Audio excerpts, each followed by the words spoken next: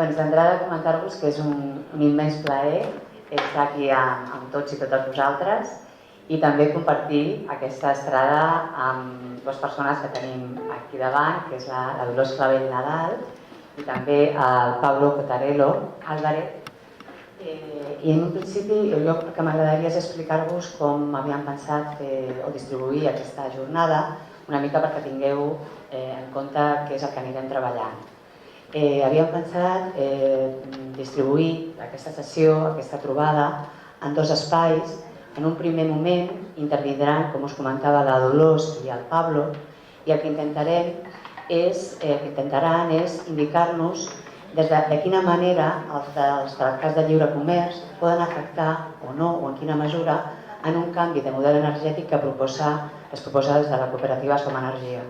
I en concret com aquests diferents tractats de lliure comerç poden incidir en el que seria un canvi cap a les renovables. Això per una banda.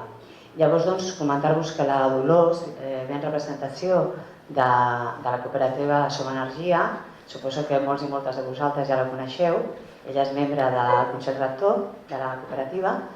I també doncs, el Pablo Cotarello Álvarez, que ve en principi com amb un doble barret o amb una doble representació, i per una banda ve com en nom representant l'Observatori del Deute en la Globalització i també com a membre de la xarxa de sobirania energètica. Aquesta seria la primera part. Després, si us sembla bé, farem una pausa cafè per agafar força i energia, una mica d'energia, sempre renovable, i la segona part el que farem com un tàndem en què també, per una banda, estarà la Mònica Vargas Collazos, que la tenim aquí davant, no sé si pot dir alguna coseta, pot aixecar la mà. Aquí tenim a la Mònica, que també treballa a l'Observatori de Desenvolupament en la Globalització i, a més, també està vinculada a la campanya contra el TTIP. Llavors, també en aquesta segona part, també tindrem el Pablo, que ens parlarà per una banda del que seria el model gasístic. Vull dir que farem aquestes dues parts. Llavors, si us sembla, farem un tàndem primer amb el Pablo i la Dolors i després podreu fer aquelles preguntes que considereu oportunes, sempre que tingui a veure amb el tema, si us sembla. I també a la segona part, després de les intervencions del Pablo i de la Mònica, també tindrem un espai per poder fer aquelles consultes que considerem oportunes i sempre i quan, insisteixo, tinguin a veure amb el tema. Llavors, jo per acabar l'únic que us comento és que suposo que us podeu preguntar qui soc jo mateixa. Jo soc l'Aurora i soc membre del grup local de Barcelona de Som Energia i que tot i que jo estigui aquí davant, donant aquí la cara, hi ha moltes altres persones que estan darrere de poder fer aquesta trobada i aquesta jornada. Llavors, especialment, volia agrair al Chan, que el tenim a la càmera. Per altra banda, també han intervingut en l'organització la Irene, la Glòria i l'Àngel i també l'equip de Girona de Som Energia. A més, agrair també a l'equip de la biblioteca que ens han ajudat a tota la part logística de l'organització. Doncs bé, comencem i donem la paraula a la Dolors inicialment. Moltes gràcies.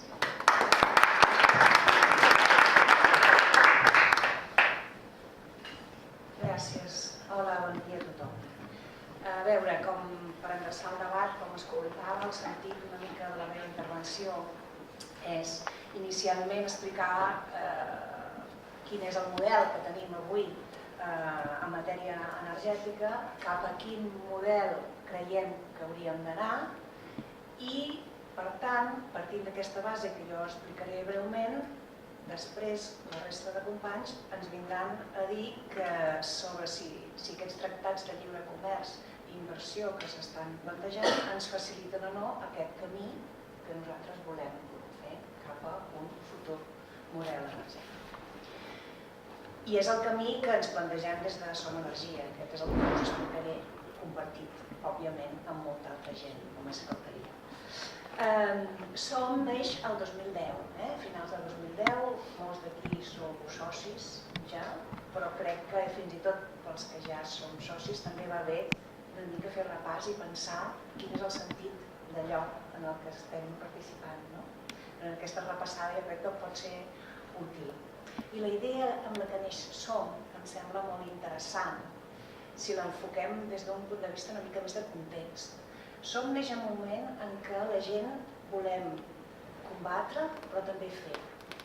Si us fixeu, des del punt de vista dels moviments socials, i això s'està estudiant en aquests moments i crec que aporta dades interessants, hem passat d'una etapa en la que des d'un punt de vista d'organització social eren molt més resistents. Fixeu-vos que la major part de les plataformes que es creaven a Catalunya eren per salvar coses. Salvem l'Empordà, salvem el castell, salvem el poble. Això és una etapa.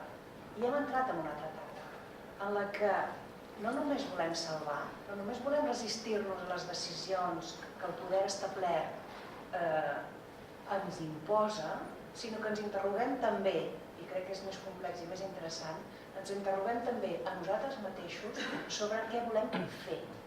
És a dir, volem combatre, però també volem fer. I en aquest context és on neix Som Energia i crec que té un especial valor. Aquesta evolució de nosaltres com a societat que, bé, anem practicant, la democràcia és això, és anar exercitant cada dia com es fa tot això, i hi ha una certa evolució que, mirat des de fora, si logrem posar-nos en distància, crec que no podem negar que té un cert interès i que una mica ve a revelar que en aquests gairebé 40 anys de democràcia en els que ja estem instal·lats, probablement, i és una idea que llenço sense tenir-la tancada, però que m'agradaria que ens fes pensar una mica a tots, potser també hem de reconèixer que no hi ha hagut un prou enfortiment del teixit social. D'acord? I nosaltres ara el que està de moda és una crítica total i amb raó a la política institucional. D'acord? Però no és veritat que potser nosaltres hem estat excessivament dèbils? No és veritat que aquest resultat d'una política institucional que no ens té en compte també en part és perquè nosaltres ens ho hem deixat fer? És una mica jo, amb això trasllado reflexions que un es fa en la seva pròpia vida. Quan tens problemes, jo crec que és sa i és madur plantejar-se quina part d'allò que t'està passant i que et molesta pot estar causada per tu mateix. I això, que és una reflexió que la gent ens fem en la vida personal, també té un sentit fer-se-la en la vida col·lectiva. Per tant, si fem aquesta anàlisi com fred, no esgarrifós, sinó dir, bé, què ha passat? Doncs una mica, jo crec, i quan ens comparem amb les societats d'altres països europeus, crec que és cert que no hem enfortit prou aquest teixit social. Nosaltres no hem estat prou forts. Si nosaltres estéssim prou forts, no ens deixaríem fer certes coses. És en aquest context que, bé, estem aprenent i crec que és interessant el que s'està fent des de Som Energia amb aquesta línia. Què hem de fer, més enllà de combatre, per tenir un futur millor? I amb un element que també crec que és interessant. Un futur millor és diferent segurament per cadascun dels que estem aquí. Per tant, també hem d'aprendre a fer l'exercici del meu futur millor, amb quin mínim comú denominador té amb el teu i com ens podem aliar per ser una mica més forts. Perquè si no, amb la meva pròpia percepció de quin és el futur millor, estaré carregada de raó, però aquesta raó me l'enduré a la tomba o al crematori. O sigui que l'exercici aquest de pensar amb qui podem fer aliances, quines coses són comunes, en quines hem de fer concessions, és un exercici també de pràctica democràtica que segurament encara hem de fer molt recorregut, nosaltres com a comunitat. I bé, Som Energia en qui vol tenir alguna cosa a dir, vol tenir algun paper a jugar. En tot cas, com us deia, neix a finals de 2008, ve del 2010, per tant no fa bastant, fa 4 anys i escaig. I ha tingut, de veritat, un creixement inesperat per sobre del que es plantejava inicialment, perquè segurament ha ocupat un espai que existia, que la gent demandava i no n'érem del tot conscients. I això també està bé a veure-ho. En tot cas, quan es crea Som Energia es fa amb la idea d'importar una figura que en altres països ha existit i de forma molt més generalitzada i que aquí era absolutament novedosa, increïblement, que és les iniciatives sorgides de les cooperatives europees que sorgeixen dels moviments socials, ecologistes i ambientalistes, en concret, no només a l'Europa continental, al Regne Unit també, a Alemanya, a Bèlgica, a Holanda, als països escandinaus, etc. Hi ha aquesta idea d'importar un model que quan et pares a pensar dius com és possible que nosaltres el 2010 sigui la primera cooperativa a Espanya, a tot l'estat espanyol, que es planteja aquest model, de dir anem a cooperar per fer energies renovables i a més a comercialitzar, que això ja ho explicaré una mica més enllà, però que en tot cas és un model alternatiu que vol que la provisió del bé energètic, l'energia, miri el ciutadà, l'usuari final, una mica més enllà del seu estricte rol de consumidor. És allò, donem un paper més protagonista a aquest usuari final. I com ho fa això, Som Energia? I en quin model es basa? Doncs seria una mica... Sembla una paraula excessiva, però jo penso que hem de parlar clar. És aplicar una lògica que no sigui l'estrictament capitalista. Així de clar. És intentar raonar i practicar el fet que no és el valor econòmic no ho és tot per la nostra societat. I això ho diem molt sovint en les converses de cafè, però practicar-ho tampoc és tan fàcil, no? Aleshores, bé, ens posem com a repte demostrar que es poden fer coses amb una lògica no estrictament capitalista. Això en què consisteix? Doncs que l'objecte de Som Energia no és la màxima producció d'un bé determinat, com es produeix en caràcter general en el sistema capitalista. Produir, produir, produir, ofertar, ofertar, ofertar i generar fins i tot de manera falsa demandes per poder adquirir aquells béns que estem produint. No, aquí es tracta de satisfer una necessitat que tothom té d'energia en la seva vida quotidiana i produir per satisfer aquesta necessitat, no per produir, per produir, per produir. Per tant, això és una lògica que segur que té un espai en la nostra societat, nosaltres creiem que el té i per tant és el que estem intentant posar en pràctica. És una cooperativa que es constitueix sense afany de lucre i a més amb un treball de força gent que no és retribuït. I això no és fàcil i a més genera dubtes contínuament sobre on es fa la línia del treball remunerat, del no remunerat. No és fàcil, però en tot cas sí que apunta la idea que la gent ens movem per més coses que per guanyar els calés. I ho podem demostrar. Som gent que tenim altres feines, però que decidim dedicar un temps a la causa, a una causa que no té per què ser l'obtenció d'un benefici econòmic. Som Energia no s'ha anat això del que us deia de com ho hem fet amb aquesta lògica que aplicàvem, què fem, que és això que us deia, per què ho fem. I aquí vaig al model pel qual nosaltres treballem, després de donar-li moltes voltes. A on podríem contribuir, a quin model podríem contribuir que sigui diferent de l'actual. I m'agrada més dir sobre quin és el model que volem, més que descriure el que no volem. És també aquest intent de treballar en positiu, d'explicar les coses en positiu, més que demostrar-nos cada dia nosaltres mateixos que tot plegat és una merda, perquè això ens col·loca en un pou de passivitat i de pressió. Aleshores, l'exercici de anem a veure què és el que volem, més que el que no ens agrada, penso que també dona molt joc. El model pel que nosaltres estem intentant treballar és un model en què l'energia es consideri un bé bàsic i per tant no és un estricte i simple producte de consum. I això significa que una persona treballadora pugui pagar aquest bé amb el seu salari per poder concretar una mica què és un bé de primera necessitat respecte a una altra cosa. I això avui no és així en el nostre país.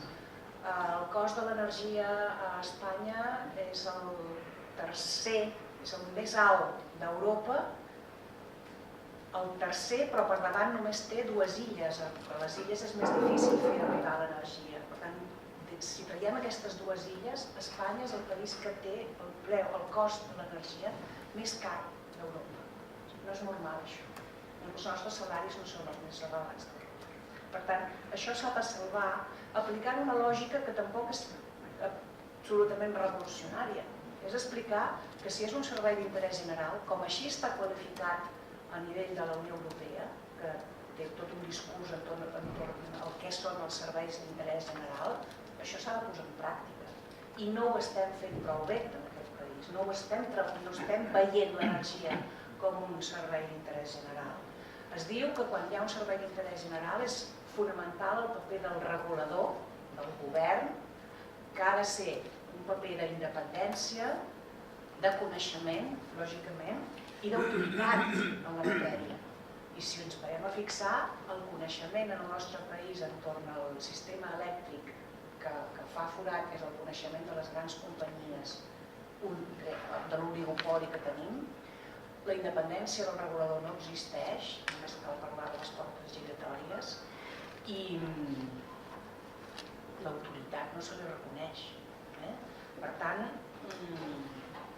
en el model que nosaltres treballem i que creiem, volem creure que en el futur serà aquest, perquè és que tampoc estem plantejant res que no sigui possible, l'energia ha de ser tractada com això, com un servei efectivament d'interès general.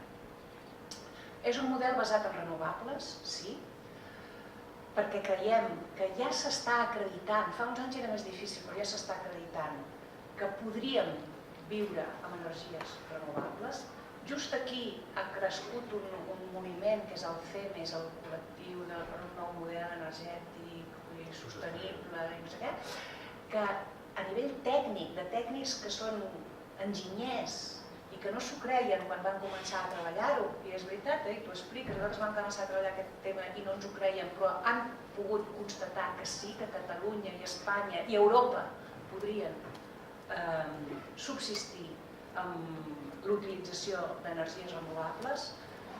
Per tant, és aquest el nostre model. Penseu que a Espanya ens gastem gairebé 50.000 milions d'euros cada any amb la compra de combustibles fòssils, quan dic això vull dir petroli, gas, carbó, i per tant aquests diners invertits en renovables ens donen suficient capacitat per poder viure de les renovables, i aquest és el nostre model. Però no només de renovables parlem, perquè si tota l'energia que necessitem per viure l'hem de produir amb renovables i quedar-nos aquí, no hi estaríem d'acord. Les nostres formes de vida han de ser també amb uns menors requeriments d'energia. I això és més transformador. No ens conformem en dir que ha de ser un model de renovables. El model ha de ser distribuït. Això volem dir que si fins avui el sistema energètic ha pogut funcionar amb xarxes molt centralitzades, en les que nosaltres senzillament teníem a casa nostra un punt de connexió amb una xarxa centralitzada que gestiona determinades empreses distribuïdores, en el cas d'Espanya 5 i prou, avui la tecnologia permet que aquesta generació pugui ser més propera a casa nostra, per tant també més controlada des de la proximitat, més en participació més local, més eficient, amb menys pèrdues de la pròpia energia a la xarxa, i aquest és un gran repte en el que Espanya tristament està fent un paper molt trist, però que això sí o sí haurà de canviar, perquè és que als temps hi ha unes resistències brutals, però que són les resistències de tot aquell que s'està morint i que resisteix a morir. Així, clar. Però és que és un procés inexorable. I el resistent a morir és un elefant, no és un ratolinet. Però és que no és més que això. Crec que ho hem de veure amb aquesta fredor, diguéssim. El model pel que treballem ha de ser més comprensible per qualsevol i més transparent.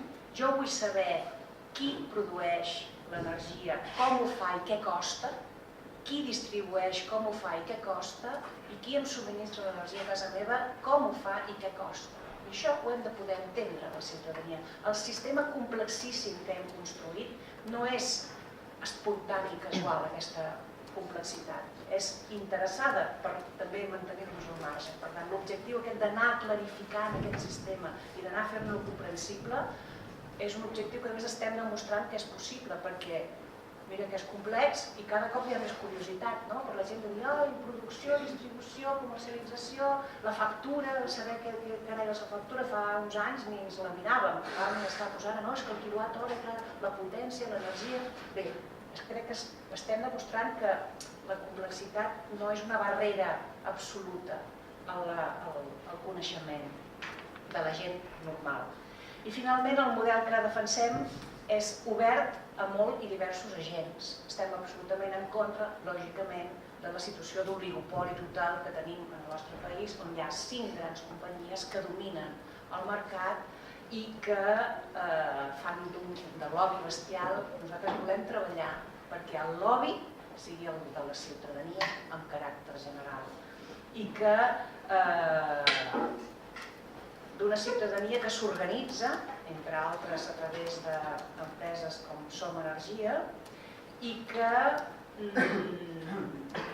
no destina part dels seus ingressos senzillament a comprar el poder per poder establir aquest sistema irritant de les portes giratòries.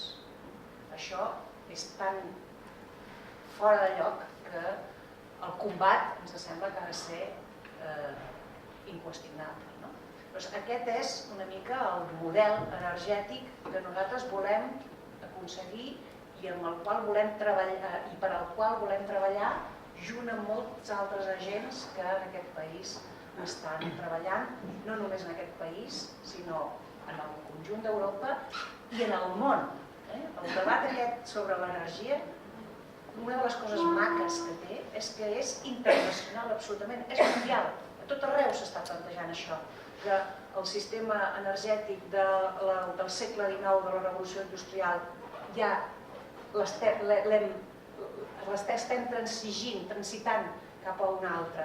I això és mundial, a cada país amb les seves característiques. I això és maco també de veure, que estàs participant d'una cosa que no és estrictament local, sinó que té també aquesta perspectiva molt més àmplia. A partir d'aquí, que jo us he explicat ara, Pablo ens dirà si els tractats, que és el tema de la sessió, van en la línia d'aconseguir aquest model pel qual estem treballant o no, o què es podria fer perquè hi anessin, etc. Gràcies.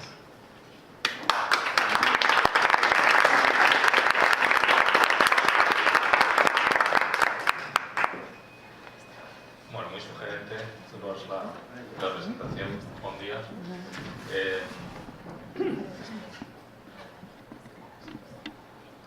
Bueno, es un disfrute, ¿no? El poder ver a tanta gente un día como hoy, ¿no? Con un cambio de tiempo que casi nos cambia el humor. También he de decir, al hilo de la presentación de Aurora, que no es que yo quiera tener un excesivo protagonismo, pero el compañero Alfonso Pérez esta mañana pues, se ha levantado enfermo y me ha pedido que le sustituyese en la presentación que iba a hacer posteriormente. En principio solo tenía previsto hablar en este momento, pero bueno, intentaremos hacerlo lo que podamos porque hemos intentado preparar la presentación siguiente de manera conjunta. No pasa nada. Bueno, para esta intervención intentaré de alguna manera responder a la pregunta general que de alguna forma titula, ¿no? O enmarca toda la jornada de autoformación de esta mañana, ¿no? Que es básicamente el TTIP, el Tratado Transatlántico de Libre Comercio e Inversiones entre Estados Unidos y Europa, compatible con el modelo energético que defiende y promueve Som Energia. Bueno, pues para ello os cuento un poco cuál es el viaje que os propongo en esta intervención para intentar responder a la pregunta. Primero, veremos lo que sabemos de momento sobre este Tratado de Libre Comercio. Posteriormente, para saber en qué terreno de juego nos movemos, intentaré hacer un repaso sobre cuáles son los efectos o las consecuencias de los tratados de libre comercio a nivel general en la economía y en la sociedad donde se han llevado a cabo, luego más en concreto en el mundo de la energía con algunos ejemplos, e iremos aterrizando cada vez más, ciñéndonos al mundo de la electricidad, y al final intentaremos responder a la pregunta concreta con cierta concreción, ¿no? Bueno, también he de decir que probablemente no diga todo lo que aparezca en la pantalla, lo cual no quiere decir que lo que aparezca en la pantalla no sea verdad. Como decía, el TTIP, el Tratado de Libre Comercio e Inversiones entre la Unión Europea y Estados Unidos, es un tratado de libre comercio e inversiones como otros que ha habido en la historia, y que abarca aproximadamente 800 millones de personas, que es la población conjunta entre los dos continentes, y aproximadamente el 54% del Producto Interior Bruto mundial. Es decir, que bueno, pues es una negociación sobre una economía y una población mundial que no deja de ser importante. ¿Qué más cosas podemos hablar de este tratado?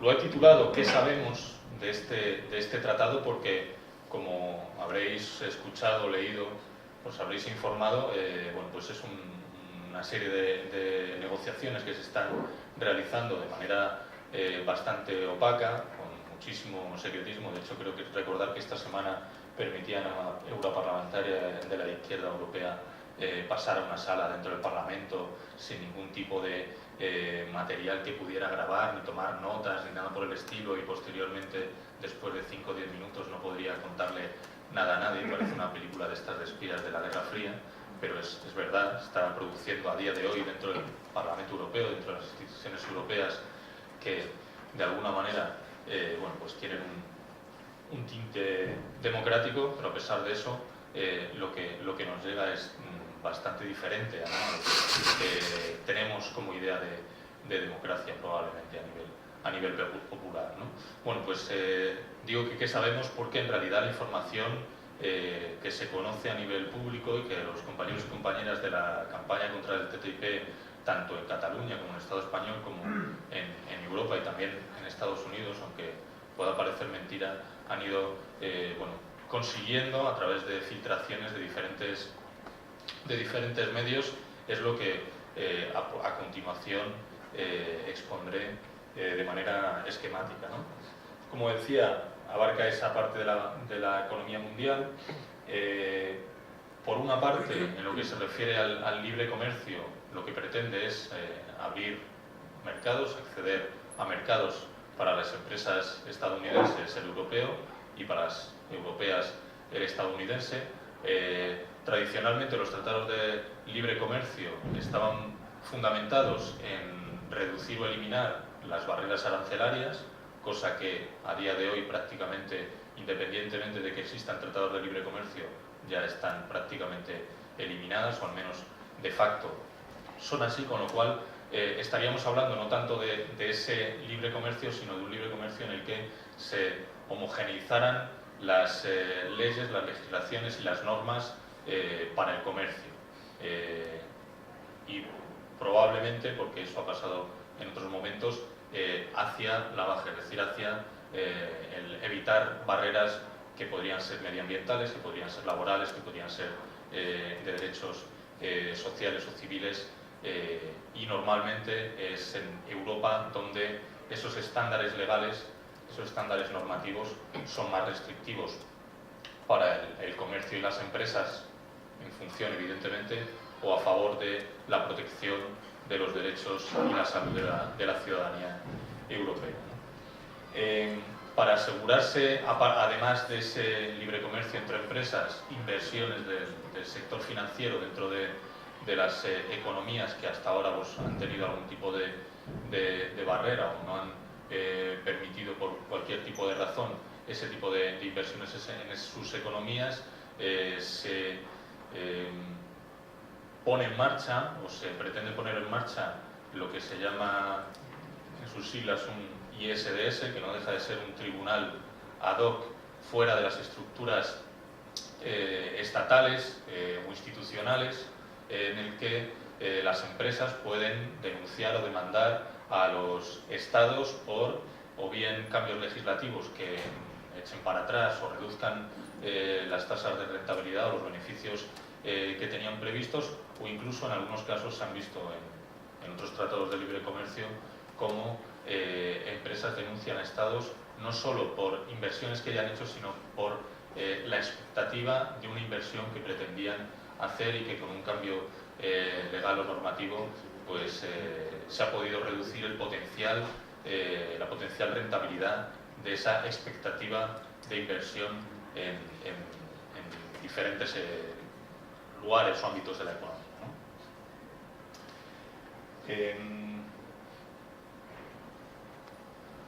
Como decía, y para contextualizar un poco el Tratado de Libre Comercio, el TTIP ya ha ido comentando algunas cosas de otros tratados de libre comercio, pero quizás sería interesante ver en qué lógica o en qué ideología se enmarca el TTIP y los tratados de libre comercio. Diversas organizaciones e investigadores han dado en llamar a esta fase de la economía capitalista una fase en la que se basa en lo que se llama la lex mercatoria, que es un conjunto de medidas para, de alguna manera, favorecer la expansión y la acumulación del capital, y que está basada en básicamente el mercado, ¿no? El mercado, además, globalizado, que es, de alguna manera, el tema del que estamos hablando, ¿no? Y se plasma, como aparece en la pantalla, una arquitectura legal formada por tratados de libre comercio, es decir, el tema de que estamos hablando hoy, tratados bilaterales de inversión entre dos actores, ya sean estados o regiones, y las normativas tanto del Fondo Monetario Internacional como la Organización Mundial del Comercio, que después de la Segunda Guerra Mundial tienen la intención y trabajan intensamente por, de alguna manera, gobernar a partir de estas estructuras supranacionales la economía mundial.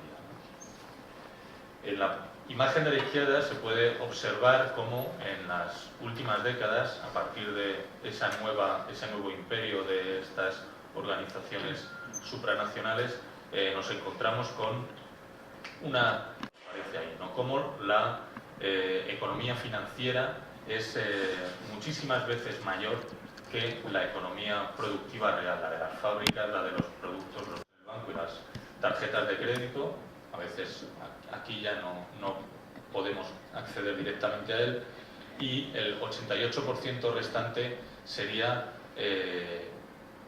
dinero financiero. Estaría en el ámbito financiero, con además un porcentaje tremendamente alto de dinero o de capital financiero que se llama over the counter, es decir, que no está de alguna manera controlado por ningún tipo de legislación. En este ámbito se mueve la economía mundial. Este es el terreno de juego al que nos enfrentamos, por hacer el primer comentario y la primera referencia a lo que comentaba Dolors antes, ¿no?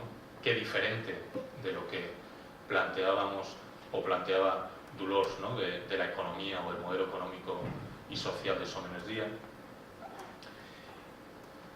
Y básicamente los dos grandes ejes que a nivel general o macro pretenden los tratados de libre comercio son los que aparecen a continuación en la pantalla. En primer lugar, para las economías sobreendeudadas, ¿cuál es la economía que hoy día no está sobreendeudada? También esa sería la pregunta.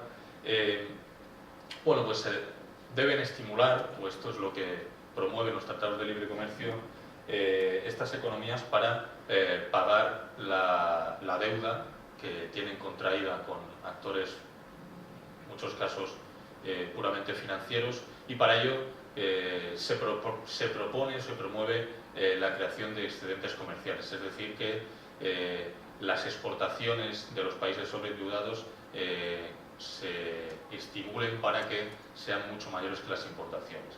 El resultado de la revisión de los diferentes tratados de libre comercio que se han ido desarrollando en las últimas décadas, como decía anteriormente, es que no se ha producido ese excedente comercial, las exportaciones no han crecido de manera desmesurada por encima de las importaciones, sino que han sido también las importaciones las que han crecido en una magnitud similar a las exportaciones, a pesar de que estas también hayan crecido de manera más o menos moderada. La segunda intención o la segunda pata de los tratados de libre comercio estaría relacionada con las inversiones. Como veis, primero hablamos de libre comercio y en segundo lugar de inversión, es decir, el título incluso de los tratados no deja lugar a ninguna duda. Y en este caso, ante las probables o potenciales necesidades de inversiones en sectores productivos en diferentes países, la experiencia más conocida, por lo menos por estos lares, es la experiencia latinoamericana, pues en la producción de diferentes industrias que podían dar ciertos servicios a la población, pues de alguna manera podría haberse estimulado la inversión de agentes externos que hubieran permitido esa producción de servicios y bienes para la población de estos países, y sin embargo lo que se ha visto es que son las inversiones a corto plazo las que normalmente se caracterizan más con la palabra especulativa, las que se han de alguna manera promovido y han crecido más, y de ahí la foto fija que decía antes de la imagen de la izquierda, ¿no? Son las no productivas las que han prevalecido.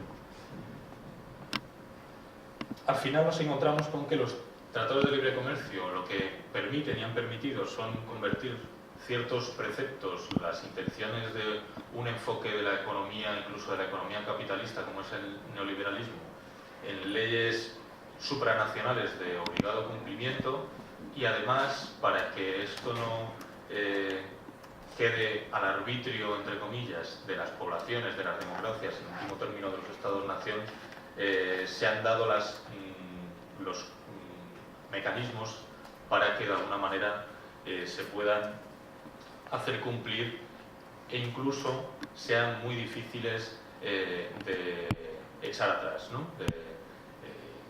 Que se conviertan en perpetuas y permanentes. Evidentemente esto tiene unos efectos claros sobre la democracia. Existe una gran asimetría entre las empresas transnacionales y los estados. La opacidad también incide en la falta de democracia. Como decía antes, la armonización o la homogenización legislativa o normativa en realidad es la desregulación de las normas y de las leyes que sirven para proteger a una parte de la población, que es la mayoría, a través de derechos sociales, de derechos civiles, de derechos laborales e incluso de la protección del entorno y de la salud, desregular ese tipo de normas para convertirlas en una regulación que favorezca la acumulación y la expansión del capital, como decía anteriormente. De esta manera son los lobbies que representan a las empresas normalmente, al sector financiero, los que pasan a formar parte del cuerpo de élite que hace la legislación, es decir, nos encontraríamos ante un proceso de privatización de la legislación, del sector legislativo. Nos encontraríamos también con un arbitraje comercial, como decía antes, con los tribunales ad hoc extranacionales, que como podréis entender es bastante complicado, y de alguna manera no deja de ser o no dejan de formar parte, como decía al principio, de una evolución en la expansión de un capitalismo globalizado. La imagen de la derecha básicamente lo que quiere transmitir es la evolución que de alguna manera se da entre economías y actores tremendamente conectados y con mucho movimiento entre ellos, hacia economías bastante más centralizadas, que además también tiene un paralelismo con lo que hablaremos luego del sector energético, ¿no? Algunos de los ejemplos con cifras o con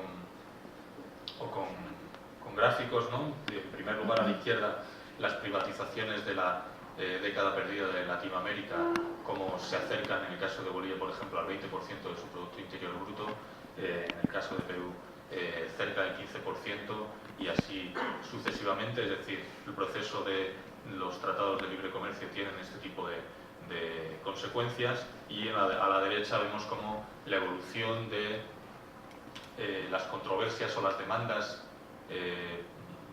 impuestas por las empresas a los estados también ha crecido en los últimos años en relación con este tipo de tratados, lo cual, como vemos, el marco general, las características generales se concretan en cosas muy reales, ¿no? Dos casos o dos ejemplos concretos de los efectos de los tratados de libre comercio sobre el mundo de la energía. A la izquierda vemos un ejemplo más cercano, una empresa sueca que demanda 2 veces, en 2009 y en 2012, a Alemania, en primer caso a la ciudad de Hamburgo, a cuentas de una central térmica de carbón que pretendía construir en esta ciudad, y que, debido a los cambios normativos, mejor dicho, a la interposición de unas condiciones ambientales en relación con las aguas residuales que debería tener dicha planta por construir, pues según la empresa hace inviable la inversión, y es denunciada bajo el tratado o el Energy Chapter Treaty que está actualmente vigente a la ciudad de Hamburgo por valor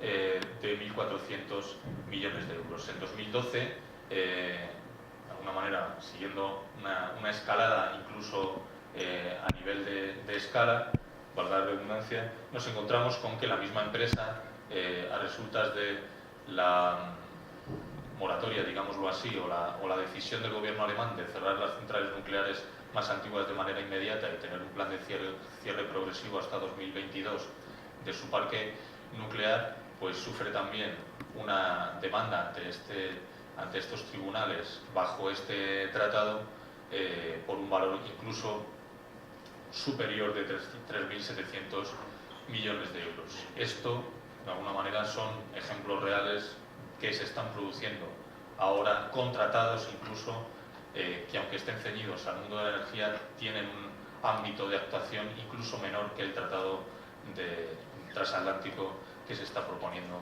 en estos momentos. En el caso de México, habréis también leído, escuchado en los últimos meses cómo, a través de uno de los artículos del Tratado de Libre Comercio de Norteamérica entre Canadá, Estados Unidos y México, se permitía, entre otras cosas, la reforma y la privatización de la empresa nacional de petróleos, Pemex, que, bueno, pues en los últimos meses hemos visto las consecuencias que está teniendo para los precios fundamentalmente de los carburantes en México, en la problemática que supone para la propia ciudadanía y los habitantes de este país, ¿no?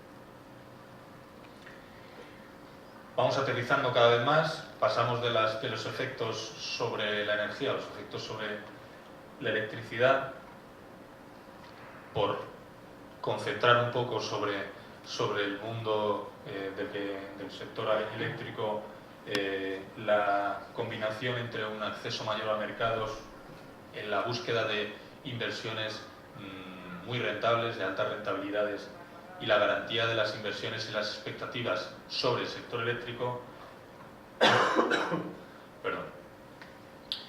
de alguna manera nos marcan ya una línea que estamos empezando a ver no solo en el sector eléctrico, sino en el sector energético también, fundamentalmente en Europa. En primer lugar, estamos empezando a sufrir de alguna manera lo que se ha dado en llamar la financiarización de las infraestructuras, como al final son los sectores financieros, los actores financieros, los que terminan decidiendo cuáles son las infraestructuras que se van a construir, sean o no necesarias para la población, en función de las altas rentabilidades, y aquí nos encontramos con que las infraestructuras fundamentalmente de transporte, pero también de producción de energía en Europa, están dando las más altas rentabilidades en el mundo financiero, y son estas las que se están promoviendo, a pesar de que en muchos casos esas infraestructuras no solo son necesarias, sino que están, una vez que se construyen, totalmente infrautilizadas. La falta de capacidad de inversión por parte de actores públicos o actores privados productivos hacen que cuando salen proyectos, estos tengan que ser vendidos, por decirlo así, en los mercados financieros para atraer inversión, que muchas veces, en muchos casos, es, como decía, especulativa, busca estas altas rentabilidades. Eso se produce en una primera fase. La evolución de eso a nivel socioeconómico supone que en el final del recorrido, o en este momento particular, solo salgan a concurso, por decirlo así, o solo se puedan hacer realidad este tipo de proyectos, y además son los mismos actores financieros los que participan en la elaboración de los planes y de las inversiones, ¿no? Reparto de dividendos. ¿Os acordáis del grande reparto de dividendos que hizo Enel después de la compra de Endesa, de los activos que tenía Endesa en Latinoamérica? 14.600 millones de euros a finales del año pasado a repartir entre los accionistas de Enel. Luego comentaremos una cosa peculiar de este caso. Otra cosa peculiar es que una parte de esos dividendos, de los 14.600, aproximadamente 4.000 iban a ser financiados por una filial financiera de la propia Enel con base en Holanda. Por tanto, el pago de los intereses de ese crédito que habían pedido para el reparto de inversiones también iba a cuenta de los, al final, de los consumidores o de los clientes de Endesa en Latinoamérica, que están pagando la factura. En tercer lugar, bueno, pues lo que estamos empezando a ver ya, una primera fase de lo que es probable, si no se para, se convierta, es decir, la transformación, la conversión de empresas tradicionalmente del sector eléctrico en actores financieros, que luego pasaremos a definir un poquito más. Y como decía antes, intento de que esto sea irreversible. Ya os comentaba anteriormente algunas de las cosas que aparecen aquí, como de alguna manera la supuesta liberalización del sector eléctrico en el Estado español a partir de la ley del 97, que entra en vigor en el 98, pues nos ha dado un panorama bastante peculiar, por no decir negativo, para la ciudadanía del Estado. Cómo ha aumentado el precio de la electricidad alrededor de un 90% en los últimos 10 años y un 10% en los últimos 3, cómo además eso ha conducido, junto con otros factores que no podemos olvidar, a una situación de pobreza energética. Hoy día el 17% de la población del Estado tiene que dedicar más de un 10% de sus ingresos a pagar las facturas energéticas, y alguna de esa gente además se encuentra en una situación límite, sin poder incluso acceder al pago de los mínimos necesarios para una vida digna. El oligopolio eléctrico que se comentaba anteriormente, que además está grabado en el caso de la distribución eléctrica, como se ve en el mapa, con un monopolio feudal por territorios en el Estado, y cómo de alguna manera la parte de abajo se ve claramente como las dos grandes empresas del sector eléctrico han pasado, curiosamente, después de la liberalización, de ser actores, en primer lugar estatales en el caso de Endesa, luego privados o semiprivados en la siguiente fase de capital tradicional eléctrico, pasando por la burbuja inmobiliaria, donde sus consejos de administración y sus accionistas se convirtieron en capital inmobiliario y constructor, y cómo a día de hoy estas dos empresas, que son las dos que controlan el sector eléctrico español, están manejadas por poderes públicos extranjeros. Es un proceso de liberalización bastante peculiar, ¿no? Como Iberdrola, a través del Fondo Soberano de Qatar, y Endesa, a través del Ministerio de Economía, que tiene más del 30% del accionariado de Enel, que es la segunda mayor empresa eléctrica de Europa, están controlando las dos mayores empresas y las decisiones que se toman en el sector eléctrico español y evidentemente catalán, después de un proceso que supuestamente pretendía bueno, pues aumentar la competencia y democratizar, entre comillas, la electricidad en España. Y llegamos a la pregunta que estábamos esperando y que de alguna manera espero que con lo anterior haya conducido a ciertas conclusiones que aquí expongo, ¿no? ¿Es compatible el tratado TTIP con el modelo, los principios de soberanía? Únicamente me voy a fijar en dos de las grandes patas. En primer lugar, lo referente a las energías renovables, en segundo lugar, en cuanto a la toma de decisiones, que entiendo que son las dos grandes características, los dos grandes principios de la cooperativa Som-Energia, que, como bien ha dicho Dolors, no solo promueve este tipo de modelo de transformación eléctrica o energética, sino que se encuentra acompañada, entre otros, de la SASA por la soberanía energética, la Plataforma por el Nuevo Modelo Energético, el CEMES, de una gran cantidad de actores, no solo en Cataluña y en el Estado, sino en todo el mundo, ¿no? En el caso de la primera gran pata, el primer gran bloque, la filtración del documento de negociación, por eso aparecen ahí esos nombres tan raros de artículo O, y artículo D y artículo K y cosas así. Bueno, pues la filtración del documento de negociación incluye algunos de estos artículos. En lo referente a las energías renovables, hay un artículo concreto, que es este que aparece en la pantalla, en la que por una parte se habla de que las partes promoverán las energías renovables y, sin embargo, en los tres puntos siguientes internos, ¿no?, los tres apartados internos al artículo, sin embargo, se ponen trabas realmente al desarrollo real de las energías renovables, sobre todo en lo que se refiere a un desarrollo local y democrático de las mismas, ¿no? Es decir, como en muchas ocasiones hemos visto en el Estado últimamente, se dice con boca grande y en los nombres de los grandes planes que hay promoción de las energías renovables y, sin embargo, se ponen en marcha todas las trabas en el articulado de las leyes, las normas y los reales decretos para que esto no sea así. Seguro que quienes estén más familiarizados con el desarrollo del sector eléctrico y con el funcionamiento de Som-Energia, pues estaréis muy familiarizados con este tipo de cuestiones. La negociación, por lo menos en lo que se conoce, impide el desarrollo de las energías renovables de manera deslocalizada, de manera local, de manera democrática y de manera participada, que es la siguiente parte, ¿no? Como en la toma de decisiones, en el caso además referente más a las decisiones tomadas por los estados, en este caso, hay una regulación, o se pondría en marcha una regulación que impediría la fijación de precios nacionales que de alguna forma pudieran limitar la consecución o la generación de beneficios para empresas externas que incluso pueden no haber entrado en el sector en ningún momento, ¿no?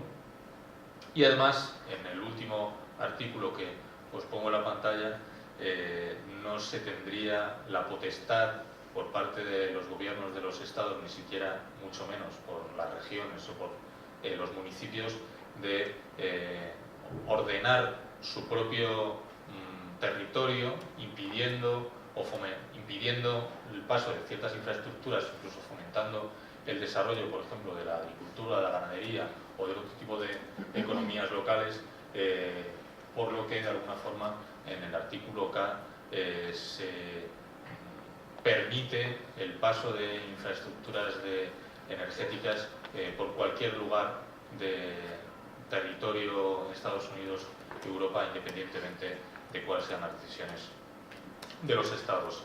Entiendo que después de toda la cantidad de cosas, de todo el conjunto de temas y de aspectos que he ido tocando, probablemente surjan varios debates, preguntas y demás, pero de momento lo dejo aquí. Gracias por la atención y seguro que ahora tanto Dolors como yo estaremos dispuestos y dispuestas, ¿no?, a responder a cuestiones, preguntas, incluso a generar debate, ¿no? Gracias.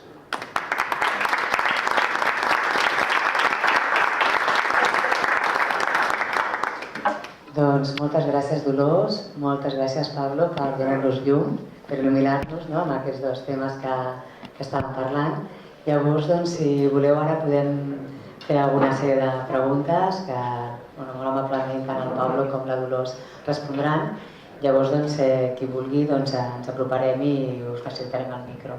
Hola, bon dia. Jo he vingut bàsicament perquè era un tema que m'interessava i que desconeixia totalment, i t'agraeixo molt, Pablo, que ens ho hagis intentat explicar. Realment veig que és molt complex i jo hi ha coses que no he entès, i aleshores no sé si a la resta de la gent que està aquí, però jo t'agrairia que tornessis a passar la diapositiva anterior i si et poguessis entretenir una mica més explicant exactament, és que no entenc, és que em sap greu, però és que no entenc el redactat. No entenc què vol dir que no poden requerir continguts locals o altres. O sigui, és una qüestió de que no ho entenc. Si m'ho pots explicar una mica millor, t'ho agrairé.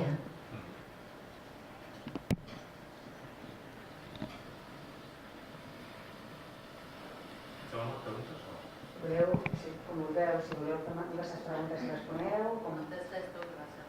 Sí. No sé por qué. A ver, quizás el redactado es un poco confuso, pero básicamente este punto a lo que se refiere es a que a través de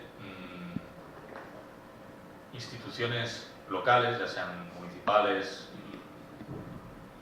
a través de las diputaciones, regionales, etcétera, es decir, intraestados, incluso estatales fundamentalmente, no se pueden poner requerimientos, normas, condiciones al marco general que esté definido en el tratado.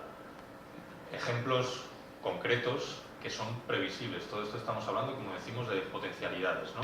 ¿A qué se puede estar refiriendo esto? Por ejemplo, hay una figura legal que se llaman las servidumbres de paso, por ejemplo, en el que los municipios pueden gravar con tasas el paso de infraestructuras energéticas, otro tipo de infraestructuras, como puede ser tuberías de agua, etcétera, a las compañías que lo hacen, ¿no? Bueno, pues si esto no está definido así dentro del tratado, probablemente esas servidumbres de paso, esas tasas no puedan ser grabadas, ¿no?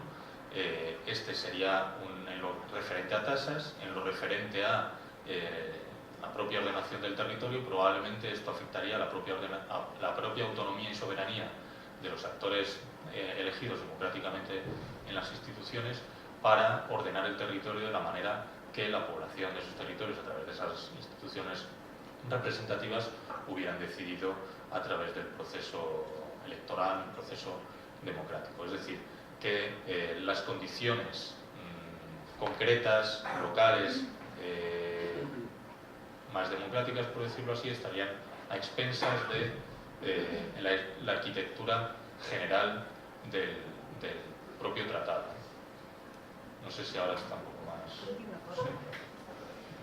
A veure, jo com que no hi entenc això, dic com ho veig des de fora i a veure si em serveix també. A veure, jo crec que això s'ha d'entendre en un context en què amb la crisi financera que esclata a partir de 2007-2008, el capital financer busca noves vies de negoci. Quina nova via s'obre com a expectativa brutal a nivell mundial? Els serveis públics. I això, aquí entra l'energia, entra la salut també, perquè ho entenguem. I per què? Perquè els serveis públics són uns espais on la demanda és captiva i per tant el negoci és assegurat. La salut, tots requerim el servei de salut. L'energia igual. Per tant, tenir aquesta part del pastís és un negoci sí o sí, perquè tens una demanda assegurada. Si tu produeixes un cosmètic, potser te'l compren o potser no. En canvi, si tu et fiques en el mercat de l'aigua, l'energia, la salut, tu tens sí o sí un una demanda saturada. Per tant, és en aquesta lògica que s'ha d'entendre l'esforç que hi ha en aquests moments del capital financer per aconseguir entrar en aquest nou mercat, que ells veuen com un nou filón de mercado brutal, que té una lògica. I com ho fan? Amb un fenomen que s'està produint en els últims anys i que crec que és molt interessant d'analitzar, que és que veuen els estats com a aliats del capital. I aquí s'introdueix una cosa molt heavy, que és, com a ciutadania, fins a quin punt no hem de concloure que els estats ens estan traint. L'estructura estatal s'està aliant amb el capital. O el capital busca que l'estructura estatal sigui la seva aliada. I això és una confrontació de forces brutal que ja està havent en aquests moments a nivell mundial. I en aquesta lògica les entitats locals molesten. I el capital que li diu a l'Estat és: tu t'obligues a garantir-me que no em posaran pegues a nivell local, perquè jo a nivell local no puc arribar. És com l'altre dia que jo deia, es pot comprar un estat, no es poden comprar els 8.000 ajuntaments espanyols ni els 947 municipis catalans, no? Perquè, clar, tu pots comprar un estat. En aquests moments s'està produint un fenomen a nivell mundial que és que hi ha una utilització de les estructures estatals per aconseguir aquesta finalitat. Yo creo que aquest esquema una mica s'entén, ¿no? Sí, sí. Y si no sigue habiendo preguntas, yo evoluciono, ¿no? Sí. Cojo el testigo de Dolors.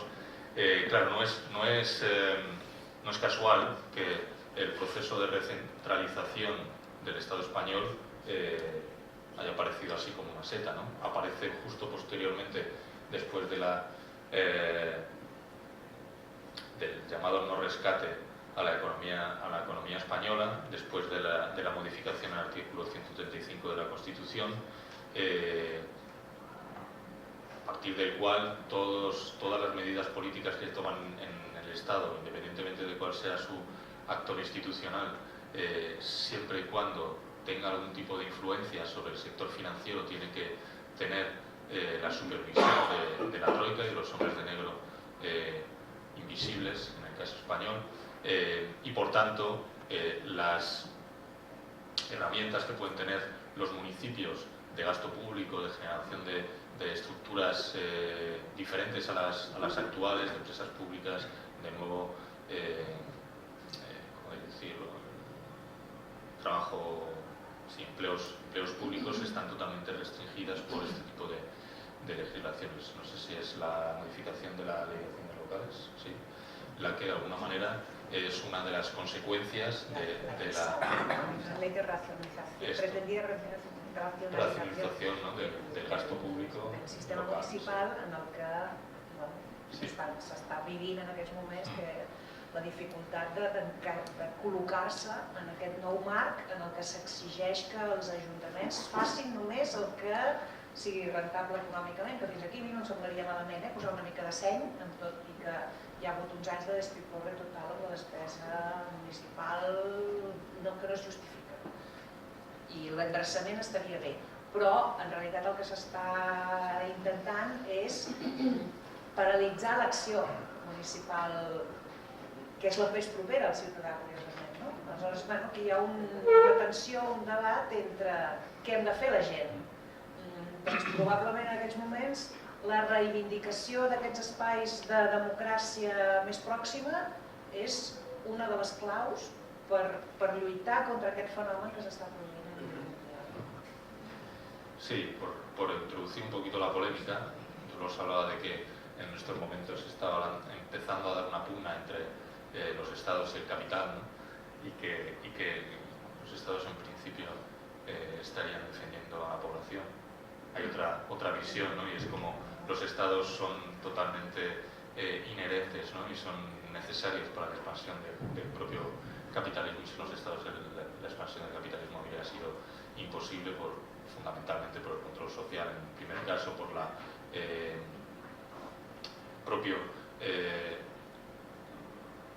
propia función que tiene el Estado de promover el ordenamiento social, las estructuras económicas, etcétera, para que se pueda dar una acumulación del capital ordenada y de alguna manera que se pueda disciplinar a la población para que la transferencia del capital desde las manos de cada una de las ciudadanos y ciudadanas pase a manos del capital. Pero esto es una polémica probablemente más macro, y como hay otra pregunta a lo mejor que quiere referirse a algo concreto, pues básicamente estaba haciendo tiempo para hacerlo.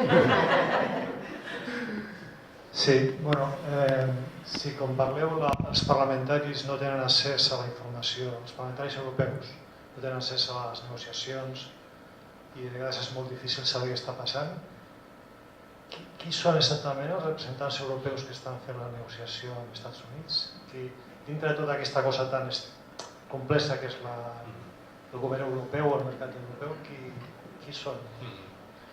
Sí, esto probablemente Mónica en la siguiente mesa lo explique, no, probablemente no, seguro que lo va a explicar mejor que yo, pero claro, las instituciones europeas, a pesar de tener nombres que se pueden parecer a las instituciones más conocidas, más cercanas, el Parlamento catalán, el Congreso de los Diputados en el Estado español, sin embargo, a pesar de que el Parlamento Europeo se llame Parlamento, pues no es Parlamento porque no legisla, por ejemplo, ¿no? Con lo cual, los parlamentarios europeos tienen una función un poco extraña para los códigos en los que nos movemos. Las personas que están negociando en nombre de la Unión Europea, si no recuerdo mal, dependen directamente de la Comisión y son funcionarios europeos que tienen una relación con el poder europeo diferente al elegido, entre comillas, democráticamente. Sí que es verdad que al final el presidente de la Comisión Europea, por tanto, de una manera indirecta, la Comisión Europea es refrendada, elegida por el Parlamento Europeo, que es elegido democráticamente en principio por los ciudadanos y ciudadanas de la Unión Europea, pero luego los mecanismos que hay de control y de desarrollo de su acción a través de las diferentes iniciativas, muchas veces, como vemos en los diferentes enfrentamientos entre iniciativas desarrolladas o impulsadas por el Parlamento o por la Comisión, siempre no es poco el historial de enfrentamientos claros en enfoque entre el Parlamento Europeo y la Comisión Europea. Y en este caso es claro, ¿no?, por lo que hemos contado y por esto que señalas y subrayas, que el divorcio y la desconexión que existe entre los representantes más o menos directos de la población, que son los europarlamentarios, y los negociadores que pertenecen o dependen de la Comisión Europea es tremendamente grande, ¿no? De hecho, si no recuerdo mal tampoco, es curiosamente el jefe de la delegación negociadora de la Comisión es de origen español, ¿puede ser? Sí, es Ignacio García Bercero. Sí. Pero el que pasa es que él es el director de la Dirección General de Comercio de Europa, la DigiTrade. Entonces, per això que és el negociador, ¿no?, davant dels Estats Units. Pero claro, a medida en la que las negociaciones se encuentran circunscritas a un grupo pequeño, evidentemente la capacidad de manipulación y de cooptación de intereses por parte de X actores con poder, como se puede intuir, es bastante grande. Imaginaos. Però no tot el poder està treballant per això. No, clar. Saps? És a dir, que el Parlament Europeu, la gent no està d'acord en que hi hagi és que com podem estar d'acord en termes democràtics en que hi hagi unes negociacions secretes si resulta que ens afecten a la nostra vida quotidiana, no? I això, jo crec que no ho hem de veure com nosaltres, pobrets, no enfront ells, sinó que allà també hi ha una pugna i, per tant, de tots depèn el resultat final, saps? Perquè és que si no, veiem sempre aquest ànim derrotista de no, el poder i nosaltres. No, és que tenim més força de la que som conscients. I ho dic en sèrio, perquè crec que l'experiència t'ho indica, si volem tenir més força en aquesta època en què estem en aquests moments, entre altres coses és fonamental el nostre coneixement. I és veritat que aquest coneixement no existeix. Si estem aquí, nosaltres aquí som una absoluta minoria. En cap de l'últim anàlisi que hi ha hagut sobre això és a La Marea, la revista La Marea, que ha fet un treball molt interessant sobre això, però no ho veuràs en un altre diari de màxima difusió, no? Llavors, és veritat que hi ha aquesta dificultat, però carai, precisament posem solució a aquesta fragilitat que estem tenint, no? Sí, a nivel general hay una frase que yo creo que resume todo, ¿no? Si la intención de un tratado de libre comercio es favorecer las economías y la población de ambas partes, ¿por qué se realiza en secreto? ¿No? Si es todo positivo, ¿por qué razón, qué motivo hay para que no se conozcan las negociaciones en su desarrollo, ¿no? Bueno, yo creo que esto resume bastante bien esto, ¿no?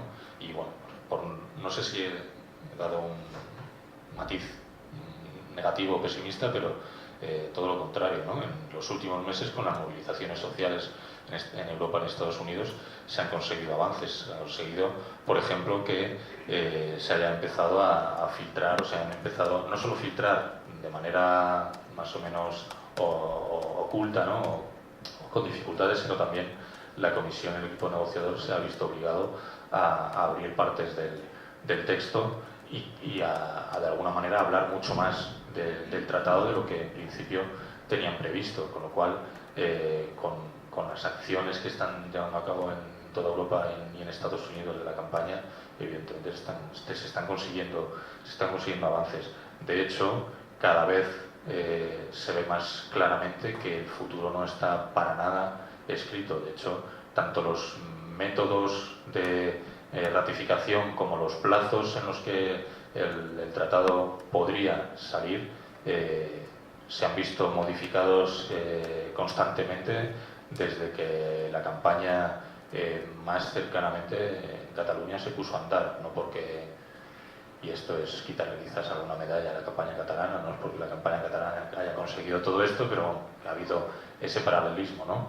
Si se ha conseguido con la acción hasta ahora, ¿no? Y, como decía Albros, siendo todavía no todos y todas las que podríamos ser, pues podemos hacer una idea de cómo se puede revertir esta situación, que además pues, redundaría en un beneficio clarísimo. Mónica seguro que después desgranará muchísimo mejor los detalles tanto del TTIP como probablemente de algunos otros tratados como el TISA y el CETA, que están también planeando, por no decir que alguno de ellos está ya casi en vigor, ¿no?